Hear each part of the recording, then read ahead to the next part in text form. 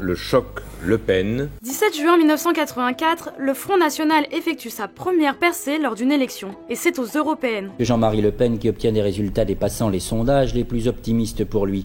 C'est lui qui modifie le paysage politique français en devenant une nouvelle composante de notre système. Le FN est créé en 1972 par le mouvement néofasciste Ordre Nouveau. Son président, Jean-Marie Le Pen, passe alors pour un simple agitateur. Qu'est-ce que vous préférez ? Liberté, égalité, fraternité ou travail, famille, patrie?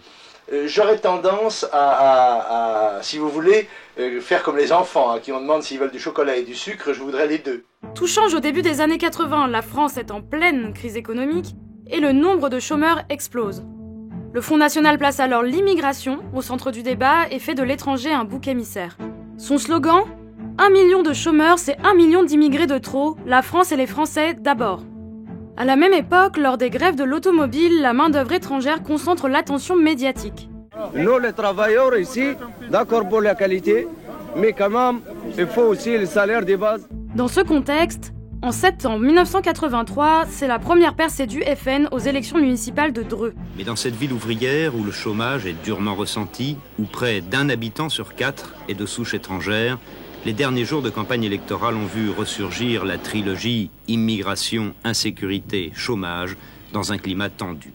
Avec son discours xénophobe, le numéro 2 du parti Jean-Pierre Stirbois récolte près de 17% des voix au premier tour. Ce qui fait ma force, je crois, c'est que j'apparais aujourd'hui à Dreux en tout cas comme celui qui dit tout haut ce que la majorité des Drouais pensent tout bas. Au second tour, la droite fait pour la première fois alliance avec l'extrême droite et l'emporte.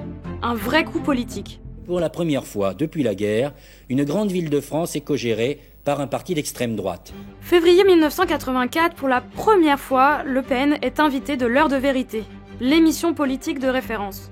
À quelques mois des élections européennes, il déroule son discours. Quand il y a crise dans un pays, en particulier grave crise de l'emploi, et qu'il y a 6 millions d'immigrés, nous disons que l'emploi doit être réservé en priorité aux Français et que si les immigrés doivent partir pour le leur laisser, ceci est dans le fond conforme à l'intérêt national de la France et des Français et même conforme à une justice supérieure. Pendant la campagne, les meetings de Jean-Marie Le Pen attirent les foules et les opposants. 17 juin 1984, le FN obtient son plus haut score à une élection nationale. Le choc Le Pen. En dépassant le seuil des 10%, l'extrême droite en France est pour la première fois, sortie de sa position marginalisée.